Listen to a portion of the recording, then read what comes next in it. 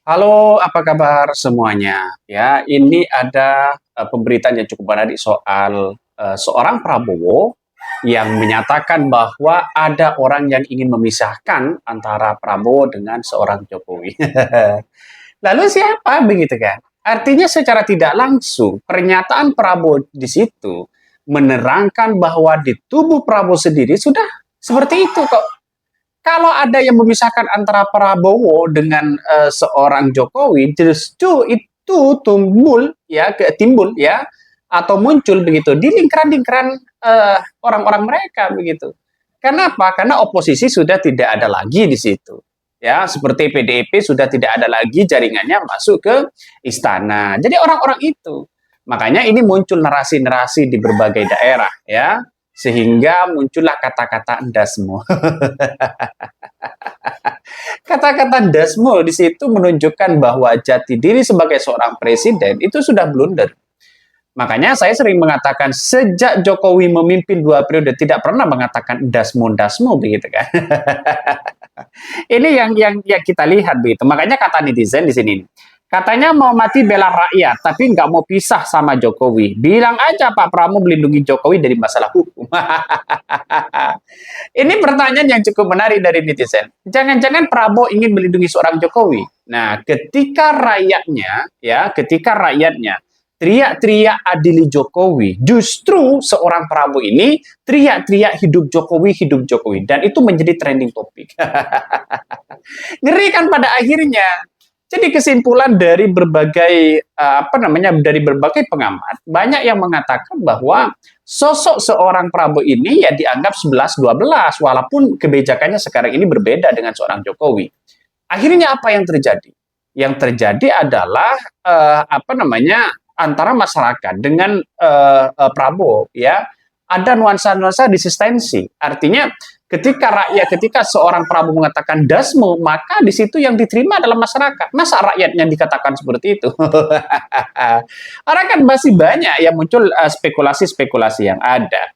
Kalau tujuannya adalah ambisius bagaimana program makan siang gratis ini akan diberikan kepada rakyat, lalu kemudian memangkas potongan sana sini sehingga menjadi dampak ya negatif kepada masyarakat atau bisa mem-PHK orang, ya nggak usahlah makan siang bergizi gratis. Kan itu yang kita lihat. Makanya di negara kita presiden-presiden siapapun begitu ganti sana sini, kalau tidak mengutamakan kesejahteraan masyarakat, ekonomi, kesehatan, ya pendidikan, itu tidak akan bisa di situ.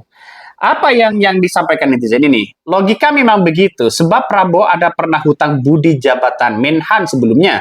Tapi karena polemik di kepemimpinan seorang Jokowi itu banyak betul bahwa Prabowo juga tidak mungkin pasang badan kalau seandainya Jokowi terlibat di dalam polemik tersebut. Di antaranya buktinya pagar laut dibabat dan Fufufa kena senggol. Ini banyak sudah muncul ya, masyarakat di sekarang ini kan tidak bodoh. Masyarakat sekarang ini cerdas di situ melihat perkembangan politik yang semestinya begitu kan. Jadi kalau toh pada hakikatnya ini adalah politik balas budi, nah bagaimana untuk bisa mengurusi rakyat? Budi sana mau diadili sana sini begitu kan, harus harus dilindungi. Ya, ini kan tidak baik pada akhirnya di mana-mana baik di di negara-negara lain begitu kan ya, kalau yang namanya keadilan sosial bagi seluruh rakyat Indonesia itu benar-benar diadili. Jadi presidennya itu adalah bisa mengadili mantan presidennya. Makanya tidak heran di negara-negara lain itu kalau ada dugaan korupsi, nepotisme dan sebagainya, maka kemudian rakyatnya yang menghukum di situ. Kalau di Indonesia ya malah aman-aman aja. Jadi saya kira dengan adanya seperti ini, walaupun ada kesalahan fatal di situ, nampaknya pertanggungjawabannya saya mengatakan ya jangan bawa-bawa nama ini, bawa-bawa itu dan sebagainya. Tidak bisa. Ya kenapa? Karena di negara kita juga regulasinya masih lemah, kebijakan-kebijakan masih lemah. Makanya nampaknya analisis saya ini adalah bahwa seorang Jokowi ini, seorang Prabowo ini sudah tersandra di lingkaran istana. Apa yang menyandra mereka? Bisa saja orang-orang Jokowi sudah ditempatkan di pos ini, pos ini, pos ini, pos ini. Ya, makanya yang dihadapi Prabowo ini adalah tembok besar. Ya, tembok besar di situ, bos. Para oligarki yang punya kepentingan besar. Makanya tidak heran ketika pagar laut misterius yang menjadi tersangka itu kabarnya hanya kepala desanya. Tidak mungkin lah ya sekelas kepala desanya atau kelurahannya begitu kan ya memainkan seperti itu tanpa ada sesuatu yang kemudian di dalamnya. Ini yang seharusnya kita usut. Makanya tidak heran begitu ketika Prabowo dianggap apa namanya 11-12 dengan Jokowi begitu sampai hari ini ya, ketika Prabowo mengatakan lantang membela Jokowi, hidup Jokowi, bahkan yang melontarkan dasmu, itu kata-kata yang tidak baik sehingga masyarakat wah ini gimana begitu kan, etiknya bagaimana. bukan saat debat kemarin ya soal etik. Sekarang biarin aja ya, diingetin nggak mau, biarin aja Prabowo dekat dengan orang itu, biar masuk jebakannya, terus bisa disetir dan diatur ya, terus ya kursi presiden ke Fufu Fafa. Makanya tidak heran PDIP sudah mengingatkan Prabowo, hati-hati dengan Jokowi. Sekelas PDIP besar ya, sekelas PDIP yang solid, sekelas PDIP yang parlemen menguasai di situ. Tapi pada akhirnya ada yang mengatakan ya seorang Mulyono mengkhianati seorang PDIP, yaitu Ibu Megawati. Dan ini yang terjadi begitu. Makanya tidak heran ketika ini terus-menerus terus-menerus disampaikan oleh kader-kader PDIP akibat kekecewaan mereka ya. Lebih lucu lagi kalau Anda sebagai presiden terpilih tapi ya tidak mampu melepaskan bayangan-bayangannya dan pengaruh presiden sebelumnya yaitu Pak Prabowo. Bangsa ini ya tiap pemilu selalu berharap mendapatkan presiden jauh dari lebih baik dari presiden sebelumnya. Anda mau mematahkan harapan itu, Pak. Bagaimana 2014, 2019 mengatakan bahwa ya anggaran bocor, ya ini didirektif oleh orang-orang asing. Sumber daya alam, kekayaan alam kita dikendalikan oleh orang-orang asing. Dan ini nampaknya ya ambisius sekali untuk merebut itu. Tapi setelah menjadi presiden, orang menganggap ya Prabowo biasa-biasa aja, nggak ada taringnya di situ. Walaupun toh pada akhirnya masih kepemimpinan 100 hari kepemimpinan seorang Prabowo, tapi taringnya sudah mulai agak luntur. Tidak seperti sebelum-sebelumnya. Ini yang mungkin menjadi kritikan besar terhadap Presiden Prabowo begitu kan ya. Kalau 100 hari ya kepemimpinan seorang Prabowo, oke lah saya aku itu begitu kan ya.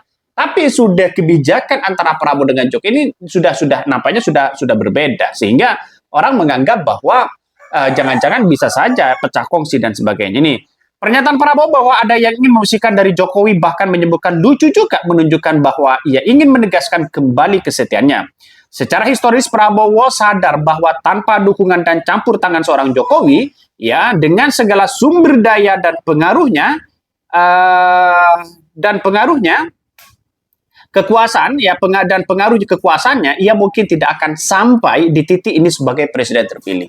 Kalau kita menuju bocor alus tempo sebenarnya Prabowo ini begitu kan ya walaupun tanpa didukung oleh Jokowi, tanpa wakilnya adalah Gibran ya, itu sudah tanda-tandanya menang walaupun tipis ya. Jokowi bukan hanya menjadikan menteri tetapi juga berperan besar dalam pemenangan Pilpres 2024 melalui cawi-cawi politik yang memastikan koalisi tetap solid dan kendali atas birokrasi serta kekuatan politik tetap mengarah kepada Prabowo. Oleh karena itu wajar jika Prabowo ingin menunjukkan loyalitasnya setidaknya secara politik ya untuk meredam spekulasi adanya jarak antar mereka. Bisa saja panggung depannya ini hanya menghibur seorang Jokowi begitu kan. Ya bisa saja seperti itu. Artinya apa? Artinya karena ada peran penting dari seorang Jokowi terhadap Prabowo, ya hibur aja dulu lah seorang Jokowi. Kalau panggung belakangnya bisa saja ambisi kekuasaannya masih ada. Dari 100 hari kepemimpinan dari seorang Prabowo ini begitu sampai sekarang dicalonkan ya menjadi calon masih lama dicalonkan lagi menjadi presiden di tahun 2009. Lantas bagaimana begitu kan? Jokowi sudah mendukung, yang lain juga mendukung, sana sini mendukung begitu kan? Tapi pada akhirnya kita tahu bahwa apa di negara kita begitu kan ya, Jokowi itu kan pinter, orang-orang mereka sekeliling-keliling mereka juga pinter di situ.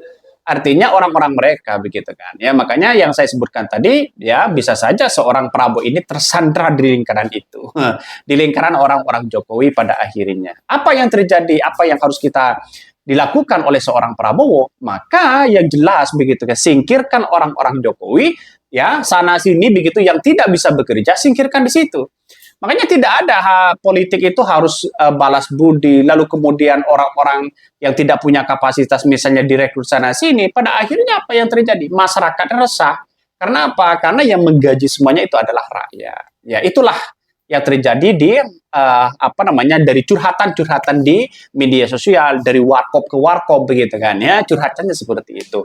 Mungkin itu yang kami sampaikan. Tonton terus di Hodari News ini. Begitulah kura-kura.